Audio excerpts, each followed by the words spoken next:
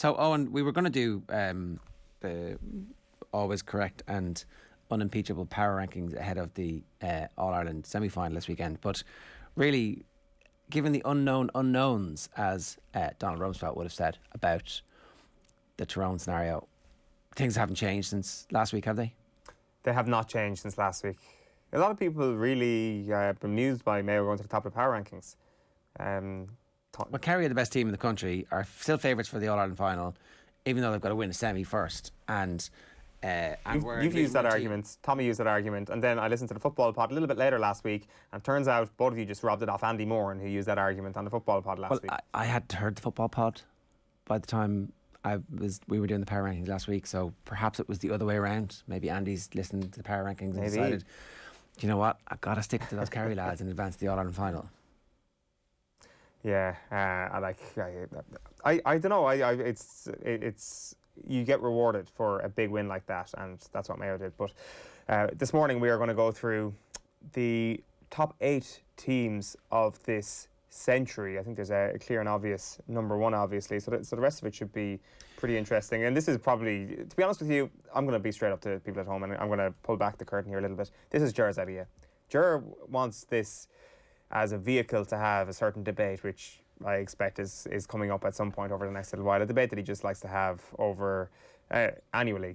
And I think he's looking to get it this morning. Would I be right in saying that? Well, I think that you're missing Tyrone the point. versus Kerry debate. I think that you're missing the point is that you basically invented the football power rankings as a means of moving this debate forward so that we wouldn't have to continuously have it. Because obviously it's a debate that at various stages over the last 3 years or however long we're doing the show, I've won again and again and again, and the public understands again and again and again that I have been correct. And you've invented this whole new weird paradigm with like an algorithm that is essentially made up inside your own head to establish the power rankings to try and reclaim some credit that you've lost with the Gaelic football public as a result of the ridiculous notion that you have that Kerry were the team of the noughties. But look, it is what it is. We are where we are. What we're going to do is we're going to pick a moment in time for a team. So for a lot of these teams, it's actually a 3 to 5 year period. For example, the moment in time for the Dubs, there will be 2 separate ones. There will be the pre-2014 one, there will be the post-2014 one. And to kind of get away from the complications of that, we're allowing each county to have only one representative in this top 8. So it does rule out a couple of teams that may have ordinarily made this top 8 from different eras throughout the 20 years. But by and large, these are the best 8 teams that we have seen over the last 20 years, the century so far. And in at number 8, from my list, first off, we'll get to Ger's in just a moment, is Galway 2001. A phenomenal team, still with a beautiful hangover from the 90s, and maybe if we were doing the last 25 years, that's the thing, isn't it? A little bit higher. That's the thing. So everybody from Galway is going to be open arms by the fact that they're being criminally underrated, but the very strict cut-off point of January 1st, 2000, the Y2K bug has unfortunately accounted for Galway 98.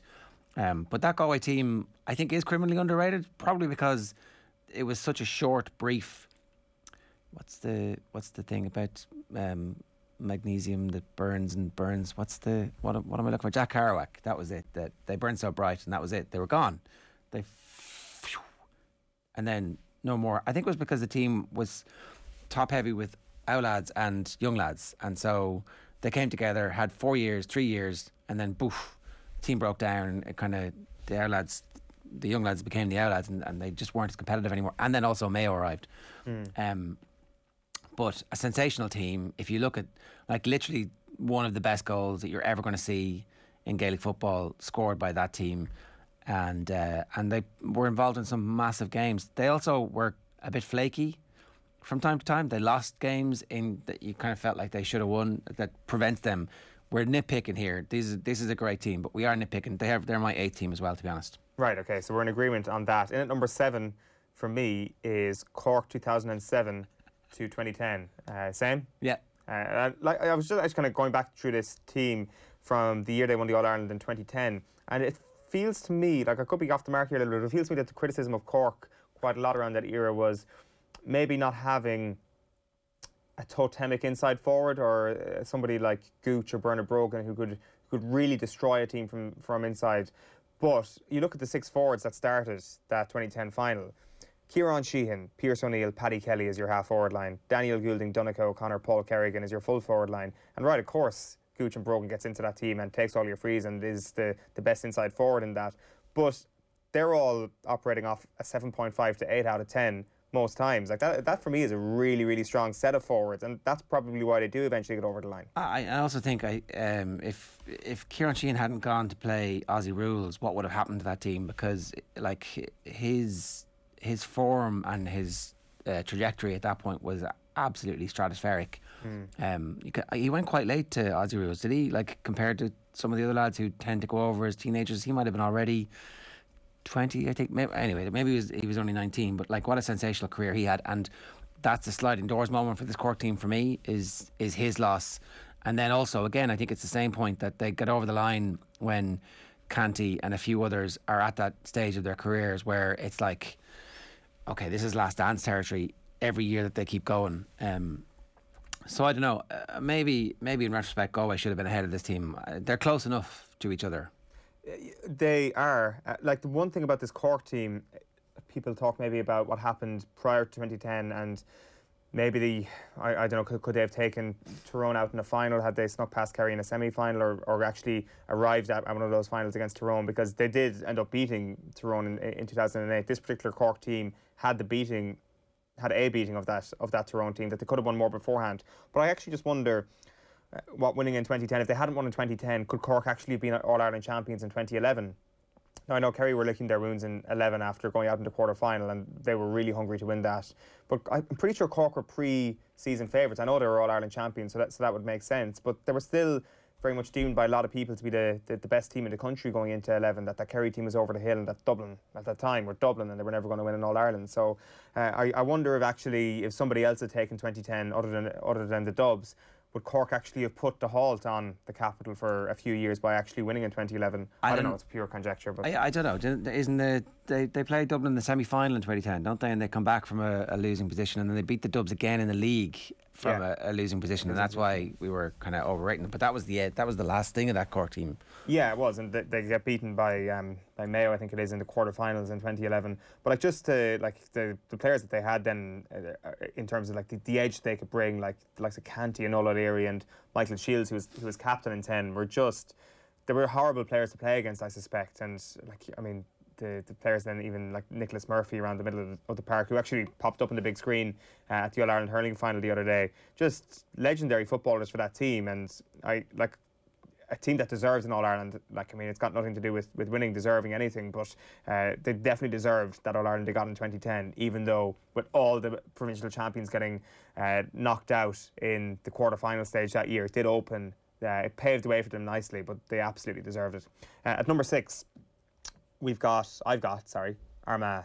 So I suspect this is probably a little bit higher on your list, if I'm not mistaken. But Armagh from 2000 to 2005, we were well familiar with this team. Probably the hardest men we've ever seen play Gaelic football. A team that arrived in and around, certainly around the late 90s, early 2000s, and that year in 2000 when they might have felt that they could have got to the All-Ireland final against Galway, but then to come back and actually get the business done in 2002.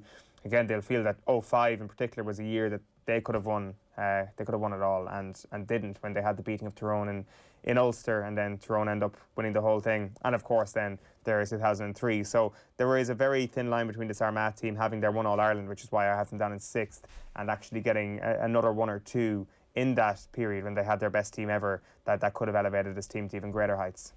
I'm sick of that northern crowd up there set dancing. If they're, whatever the line is, if they're, we'd always set dancing twice a week. Right.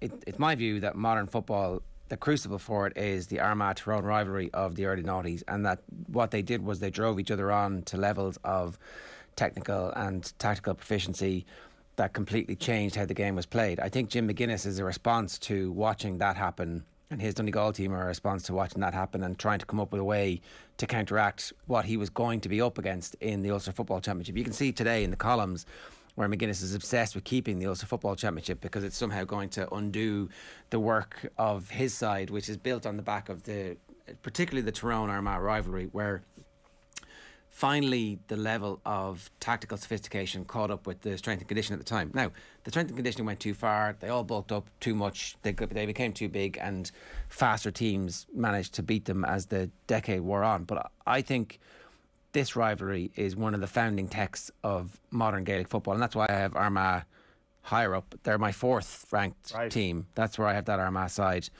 And somebody's getting trolled big time here this morning. I can just feel it. And I feel like if you were to go back, if you were to give, the debate that we were having about whether or not the Great Kilkenny team would beat this current Limerick team, you can't do it like that team then versus this team now. You have to say, you weren't here for this, were you? We were doing this last week, asking the question. The Brazil 1970 team, if you put them up against Burnley would beat them now. But if you gave them the same strength and conditioning and the diet and all the crap, and you trained them since they were 12 or 14, the way all those footballers have been trained, then obviously the Brazil football team, it's like John Giles would be able to play football today, but if you put Giles out today, he's at a different place. So I think that Tyrone and Armagh team could both live in any era. I think that their footballers are of a higher quality than the footballers of Cork, for example. Galway, I think, probably would make a case that actually if you added the tactical sophistication, then on their day they could beat any of these other teams. And I can buy that. But for the sake of this, I would definitely have Armagh, that team. Bear in mind, right, they won more Ulster titles than anybody else over that period of time. And the Ulster final used to be played in Croke Park, and it would nearly fill the whole place. And maybe it did fill the place a couple of times. So I don't know. Those games are just burned into my mind as a high watermark for tactical sophistication, the development and evolution of the game, and all the stuff that comes afterwards. I actually agree with that point, and that's why I've gone for Donegal ahead of Armagh in this context. And I'm not sure if I presume that Donegal are 6 or 5 for you in your list, that they're not in the top 4. They're 5th. They're 5th, right. So you've gone for Armagh ahead of Donegal. Because I do think that Armagh and Tyrone elevated the Ulster Championship to a level that we hadn't seen before. But I think it's a constantly moving thing, where in the early 90s, the Derry Down, Donegal teams, and Tyrone, in fairness, to a certain degree, all accelerated Ulster football to a whole new level because of their competitiveness. Early 2000s, there were these 2 great teams going toe-to-toe. That does the exact same thing. And then in the early 2010s, Donegal kind of take the torch and run with it on their own, because they've got designs on winning the whole thing, and they're sick of not being in the conversation. 20 years was way too long. And McGuinness then brought it to a whole new level. And for me to put them ahead of Armagh, it's as much to do with 2014 as it is to do with 2012. And 2012 was obviously their crowning glory, of course. But beating that Dublin team in 2014 and reading everything that Jim McGuinness has said about the way they thought about that week, the way they had to get themselves up for it, and the master plan that he devised in order to win that and to take down what would become the greatest team of all time, I think just elevates them to just a level above Armagh, the same number of All-Irelands. And yes, Armagh in the summer of 2005 did get one over Tyrone, and they had other great moments as well, and came close in 2000, as I mentioned. But Donegal win this on the tiebreaker of 2014 for me. Look, we are definitely splitting hairs here, and I can see why you're doing that. But I feel like Donegal are building on what came before them. So they're standing on the shoulders of giants, and that's the bit for me. The point about the early 90s, right? Those teams had brilliant individuals and played the football of the day and had incredible pace and power. And yeah, they were a product of the competition, I think, and just how prepared you arrived in Croke Park by the time you'd come through Ulster, as opposed to changing the game. I feel a little bit like Armagh and Tyrone don't get the credit for changing the game. McGuinness is an iteration of that. Again, sensational players, amazing game plan, one of the all-time brilliant matches where they beat the Dubs, like one of the best sports events I'm ever going to be at. And they did it with brio, and they did it in that year. They did it with such an attacking flair. So I guess I can see your point, but I'm sticking with mine. I'm just going back through the path to the final as well for Donegal in 2012, because you've got to remember kind of who they beat and the era of football that they're operating in here. Like, some people could view it as football being in transition, and maybe that's why Cork picked up in All-Ireland in 2010. But I think come 2012, the transition was moving more towards the blue wave coming from Dublin, and maybe even one final sting from Kerry that they were looking to do. And Donegal ended up beating Kerry, Cork and Mayo to win the All-Ireland. Of course, it would be better if they'd beaten Dublin all the way, but that's their All-Ireland series, and that's a pretty impressive run to win that title in 2012. So they had no soft games, and they come out of Ulster. So I think that was a really, really impressive path to the final that year. They'd beaten Tyrone in the semi-final of the Ulster Championship as well. So that's what is it, 3 or 4 out of the top 5 other teams in the country that Donegal had actually put to the sword that year. No, fair play. They beat Kerry in the quarter-final, Cork in the semi, and Mayo in the final, is it? Yeah. Right. So it was some path to the final, but that is Donegal 2011 to 2014. My case for Armagh is Ulster title 2000, 2002, 2004, 2005, 2006. That's 5 Ulsters in. They also won 99. So that's 5 Ulsters in the first 6 years of the 2000s when they're up against Tyrone, who, as we all know, are the team of the noughties. So. Number 4, I'm just not responding to that just yet because this is why you're here, isn't it? Just I've done my meditation this morning. I've woke up calm. Let's just say number 4, Mayo, 2012 to 2017. Didn't win an All-Ireland. It damages their credentials naturally. That might change this year, but I've just kind of looking. The case has been well made. The case has actually been made in the past that Mayo are the second best team of all time, let alone the second best team of this century, which, of course, these games that they played against Dublin were incredible. And what Limerick showed at the weekend was that when you are an all-time great team, you can absolutely pulverise an opposition on the biggest day of all, because the opposition comes in, first of all, a little bit less familiar to All-Ireland final day as you, and second of all, kind of like a deer in the headlights at times, because they are coming up against a great team. And Mayo deserve massive credit for never falling that way to Dublin. And in fact, they should have beaten Dublin on multiple occasions, whether like it was 16 or 17 or even the semi-final in 15. On all 3 of those occasions, like the law of averages would suggest that Mayo should have won at least one of those games, but they didn't, and they're in 4th place for me here. I do think the 17 final was possibly the greatest All-Ireland final ever, one of the greatest games of football ever played, and to be a half of that while kind of helping the greatest team of all time to new heights, I think that they deserve to be in the conversation for sure, but I just can't put them ahead of Tyrone, Kerry and Dublin. I can't really see an argument for that. I'm not sure if you've gone differently. I had that Mayo team actually at 6th in my list. Right. And I've definitely made that case before where, they do push the Dubs, but ultimately I think that they get deducted points for never getting over the line, right? Definitely. It's hard. I don't know. It's very hard because there's years where that was it 2017 where they played 10 games where they draw with Kerry and beat them in a replay. They go to extra time against Derry and Cork, and then they draw with Dublin in the All-Ireland final, and it's like, oh my God. So maybe that team is actually one of the greatest teams of all time, but maybe they're one of the greatest teams of all time never to win an All-Ireland. And it's that bit that takes them down the line. The greatest team of all time to never win an All-Ireland. I think it's pretty clear. I do think that this year's team, if they win it, is different. Sorry, they drew at Roscommon as well. They did in the quarter-final. Yeah. And they annihilated them in the replay. Yeah, and they surrendered an early lead. You look through that team in 2017, and you just even just looking at 48 minutes, Donny Vaughan red card, that is for me just such a pivotal moment in the direction of this team, because with 15 men on the pitch, I forgot it was as early as the 48 minute, to be honest with you. I thought it was 10-15 minutes later than that, with 15 men on the pitch for the duration of that game. Would John Small had been sent, or somebody been sent off, had they already for the Dubs? Small had been, and so all they need to do is see out a 5-10 minute period, and then they'll have an extra man. Now, the Dubs with a man less, turns out they're always good for a draw in an All-Ireland final with a man less. They are. I guess the way this game concluded, it's not too dissimilar to 19, I suppose, where Dublin seemed to edge their way back into things, and I guess the difference was that Rock missed a free in 19 and he scored it in 17. It was a more central free, but there are multiple parallels that you can make between 17 and 19, to be fair.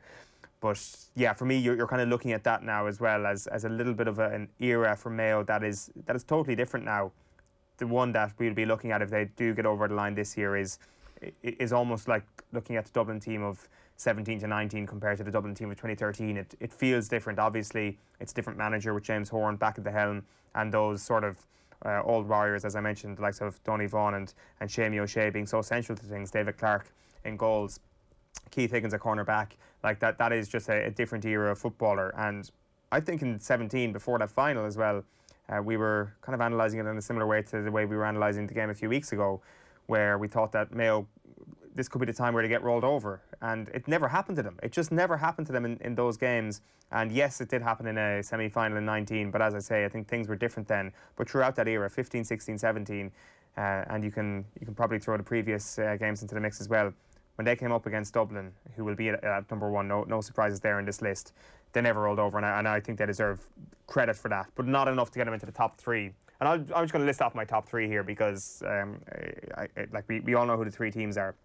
So number 3 for me is Tyrone, 2003, 2008, absolutely outstanding team, fully deserving of their medals. And at number 2 is Kerry, 04 to 09, and at number 1 is Dublin, 2015 to 2020. So that's what I've gone for. You've gone for what, Cher? I've gone for Kerry 3, Tyrone 2, and the Dubs at number 1. At least you've given Kerry their due into the top 3 there. I was quite worried that you would leave them off the podium entirely. I mean, there's definitely a case. Armagh obviously beat them in an All-Ireland final, gave them a massive head start, missed a penalty and all for them, and still won the game. Yeah. Yeah. The one thing, now in fairness, this is different to a couple of the other conversations we've had, because when we were talking about the team of the decade, I would always bring the 2000 team into things, because I think a decade is 10 years and you should be judging 10 years rather than just 5 years. Maybe Kerry's case in this is hampered by the fact that that particular team, we're talking about the late 2000s here, goes up against Tyrone in that exact same period as well. How does that end? Well, we know that Tyrone beat Kerry, but I still think that Tyrone's inability to ever win back-to-back All-Irelands is a black mark against them, because we have just spent the last 24 hours hailing Limerick for finally being able to go back-to-back. They've done their 2 in a row. Okay. We saw how tough it was for them in 2019. Yeah. Back-to-back All-Irelands are not an easy thing. Back-to-back All-Irelands now in hurling with the round robin, where you actually have to play all the good teams in Munster or Leinster, is obviously a bit trickier than even it was under the old system. I'm looking at the various years. So again, we're picking nits here. The Kerry team had some of the best footballers you're ever going to see. I just feel like they didn't have the tactical fluency, they didn't have the sophistication on the line that Tyrone or Armagh had at that point. I think that if you were to, I don't know, if Eamon Fitzmaurice had actually been the manager as opposed to playing, then it would be very interesting to see exactly what would have happened in those games against Tyrone and Armagh. But you can't deny there was a fairly handy path to All-Irelands on a couple of separate occasions, and Kerry at various points managed to take the circuitous route because they took Cork for granted. And Cork were a decent team, in fairness. But so what, 06, you win 06? Yeah, 06. 06, okay. So 06, beat Waterford in the first round, beat Tip in the semi-final, Cork beat you in the Munster final. And so it's... Kerry were in trouble that year. It's through to the qualifiers. I haven't even talked about 09 just yet, so wait till we get to 09. In the qualifiers, you enter at what stage? The second round? I'm just trying to find... No, it's the third round here. Or is it the fourth round? Fourth round, because it's provincial, the losers, I guess. Really tough game at home against Longford. Mighty Longford. Then who did they beat next year? 4-11 to 1-11. Who did they hammer next? In 06, they hammer... They beat Armagh, okay? So 315 to 113. And that's the end of the Armagh team. They're over the end of the Armagh team now, is it? And who ended that Armagh team? Well, the previous season in 05, when they didn't win the All-Ireland, you'd say Tyrone would have ended that. It would have broken their spirit and broken their soul. 1 point off Tyrone after beating them in Ulster? Yeah, but it was the end. It was the end of the team. Sure, Geezer's about 40 at that stage. And then you play Cork again in the semi-final. Does it count playing Cork in Croke Park, where, you know... So you were Cork kind of... smelling salts. And then Mayo in the final. And look, putting Mayo out of their misery in an All-Ireland final. Fair play to you, lads. You've done that now. The humane killer comes out. And in this instance, it's Donaghy and Brosnan and Gooch, who each score 1-2. And Darren O'Sullivan, I think, scores 1-2 in that game as well. So that is a hammering in 06. Yeah. Is that the second hammering against Mayo? Is there a hammering against Mayo in 04 as well? Like, I mean, it's not a hammering, but it's a healthy win. For sure. Like, you always use this as a stick to beat Kerry with, the fact that they... And the All-Irelands, yes. No, the fact that they won, that they hammered teams in All-Ireland finals, that the fact that they have the 3 biggest winning margins in All-Ireland finals this century. Again, let's talk about our analysis the last couple of days of the hurling. No. Kilkenny in 08, great. Limerick in 2021, great. Why? Because they hammered teams off the park on the biggest day of all. No. I mean... Why are you using that Mayo as a reason to take away from Kerry? Mayo choked. So, let's just analyse it. If we're going to be consistent here a little bit, we need to talk about Tyrone's record against Mayo and Tyrone's record against Cork then as well. Both of those counties had beaten Tyrone when Tyrone were All-Ireland champions. The other team to beat Tyrone, they were All-Ireland champions in that decade, which I'm sure you'll have off the hand here, was Laois. So, like, this is the standard, like, that we have to be talking about here. If you're going to use Cork and Mayo as weak teams that couldn't do anything against Kerry in All-Ireland final, they're weak teams that took Tyrone out as All-Ireland champions, and that is the level that their title defence was on. So, for me, that's where the debate comes down. You obviously completely underestimate the difficulty that there is in winning an Ulster title. It's understandable. You're from Munster. You don't really care about anything other than Kerry's All-Ireland victories, but that's fine. That's the list, right? We'll have to open this now to the public because we've unfortunately run out of time. I didn't even get to go through the backdoor path that involved Antrim and Sligo and Longford, who nearly knocked out in 2009, where you played one team, was the Dubs. They didn't and that was pretty handy. You're right, they didn't. Kerry, with their 30 All-Irelands, did not lose to Antrim. They didn't suffer and their 0 All-Irelands.